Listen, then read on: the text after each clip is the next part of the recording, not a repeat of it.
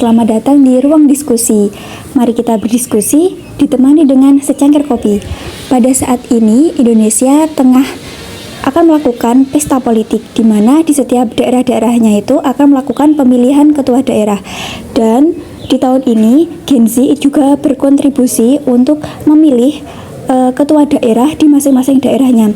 Dan pastinya pada pilkada itu terdapat konflik-konflik yang terjadi pada saat kampanye. Dan di sini saya tidak sendiri, tetapi saya akan bersama dengan narasumber yang memiliki pengalaman tentang pilkada. Mau tahu siapa orangnya?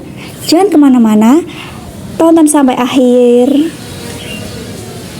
Halo teman-teman semuanya, kali ini saya tengah bersama dengan narasumber pertama saya. Boleh diperkenalkan namanya, Kak? Ya.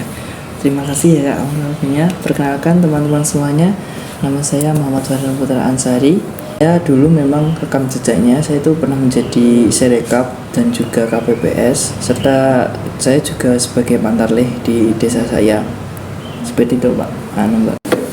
Nah, pada saat ini kan Indonesia kan tengah melakukan pesta politik kan, Kak? Iya, benar. Dan tentunya di daerah Ponorogo itu kan pastinya itu tidak terlepas dari konflik dari adanya kampanye-kampanye.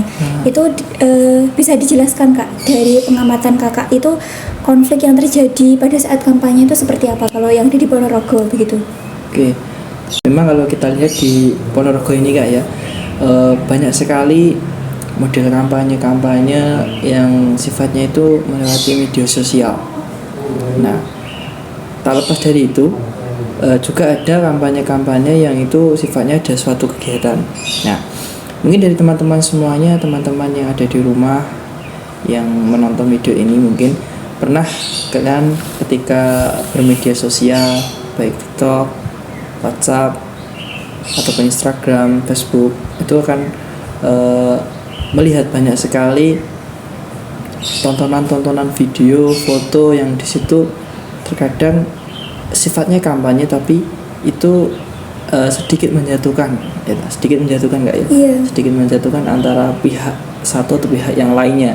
Ya pihak ini atau pihak ini akan saling menjatuhkan karena panasnya persaingan ya di dalam suatu daerah yang itu siapa yang ingin menjadi pemimpin seterusnya.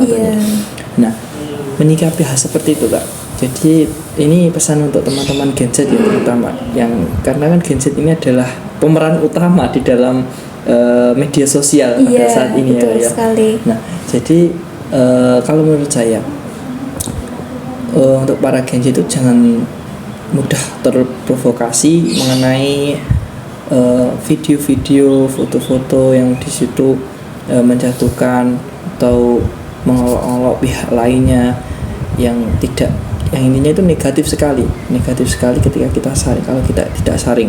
Nah, untuk pendapat saya itu mungkin teman-teman Gen Z ketika menonton video tersebut jangan langsung ditelan mentah-mentah, tapi lihat lebih dahulu kenyataannya dulu bagaimana, kemudian lihat komen-komenannya, akunnya siapa, jejak akun itu bisa kita lihat mengenai jejak akun. Oh kok dari postingannya itu memang sudah banyak banget. Oh berarti ini adalah akun yang sifatnya itu memprovokasi kita gitu. Jadi kita harus bijak dalam melihat video agar kita nantinya bisa kedepannya dapat mengambil suatu keputusan hati nurani kita itu jatuh di pemimpin yang mana gitu. Nah, jadi seperti itu.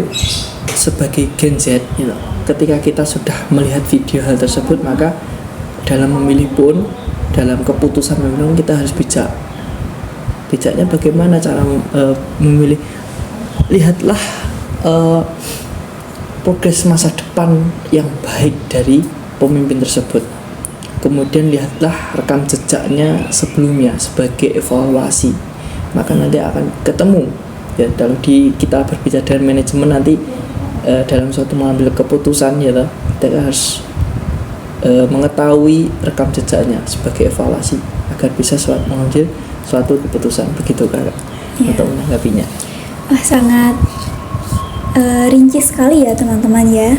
Kemudian tadi kan berbicara mengenai Gen Z kan sekarang kan juga turut berkontribusi kan untuk memilih Iya. bakal calon kepala daerahnya begitu Iya, kan. benar.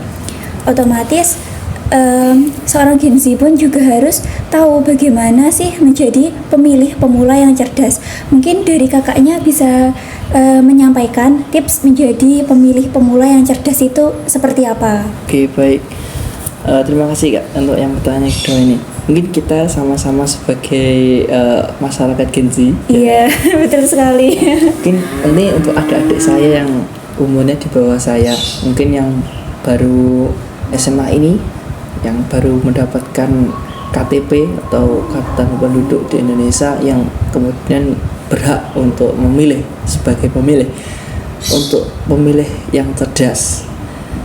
Teman-teman Gen Z harus tadi, yang pertama tadi harus memfilter atau menyaring apa informasi-informasi yang datang kepada kita.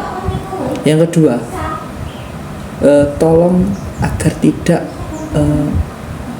menerima sesuap atau sepeser uang pun. Maka kalau kita tetap memilih sesuatu dengan karena adanya itu,